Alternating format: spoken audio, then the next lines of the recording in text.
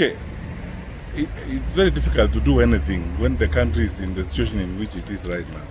And I have been observing what has been going on in the country since morning. Like many of us who are interested in what's happening in the country. And quite frankly, it's very painful and very unfortunate to see what is going on in the country, because I don't think there's someone around who thinks we should be living like this every day. And our young people getting out, expressing themselves, and the level of violence that we have seen, the level of destruction in the country is unbearable. And we cannot pretend that there are no issues. And this has nothing to do with politics. Whatever side of the political divide you belong to, these issues need to be addressed. I keep asking this question: how many lives are we going to lose before we start listening and reasoning with each other? Because what is being asked here really is attention, and then to ensure that we work in an inclusive manner to address the challenges that we face. And we cannot pretend that the challenges don't exist, and then we live as if those who are raising questions, or those who are on the streets, like our young active Kenyans, are just doing it for any other reasons except trying to address the real issues that they deal with on a day-to-day basis. So for me and many of us, really, it's a very, very sad day and very painful. If we were a little more open and more focused in addressing some of these issues, we should not have gotten here this year. Because when this happened last year, there are promises that were made that were never fulfilled. Personally, I've been thinking, actually, and maybe I'll speak about this some more when I get out and start having conversations with people. We needed an open public inquiry on some of these things, and on all things that are being raised, whether it's about unaccounted for deaths and so on. We need an open public inquiry on these matters so that issues can be resolved and can be addressed effectively and conclusively. We cannot go on like this, because the question you ask yourself every day is: how many more lives are we going to lose before we start listening and reasoning with each other? And what else needs to happen before we get to a point where we forget about whether it's politics or whatever the issues are, and focus really on the questions that we are being asked at this particular time? Why must it be that when people ask questions, they are met with either a different attitude, or they are met with violence and so on and so forth? Yet they are basically asking questions, and they're not saying things that are alien to us. They're saying that things that we know and we ought to relate to in an effective manner.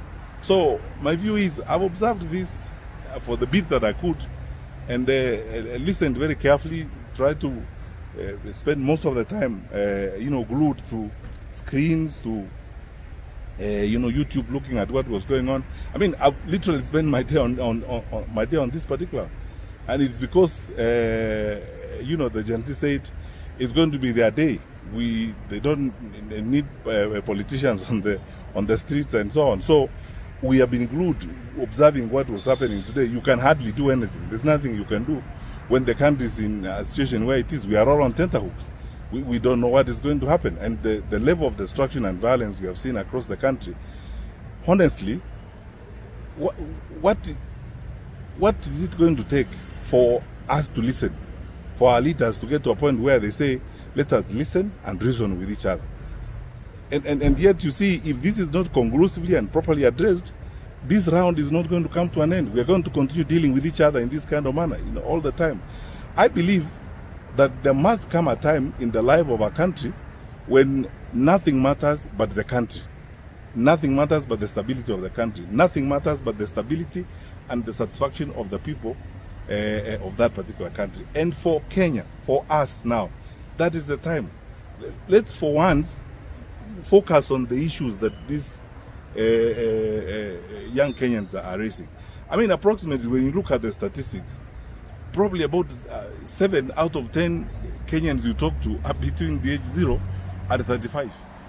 Now, the 3 out of 7 who are 35 and above, we cannot fail to listen to the bulk of our population and focus on the welfare and the interests of the bulk of our population.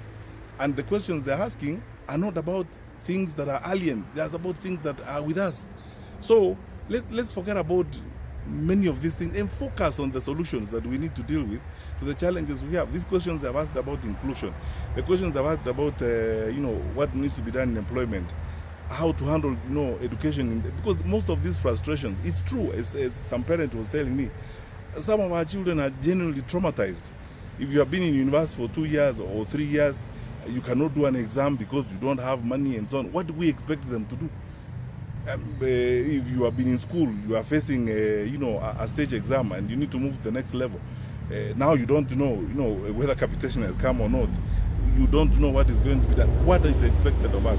Most of our young people are genuinely traumatized, and this is the result of that.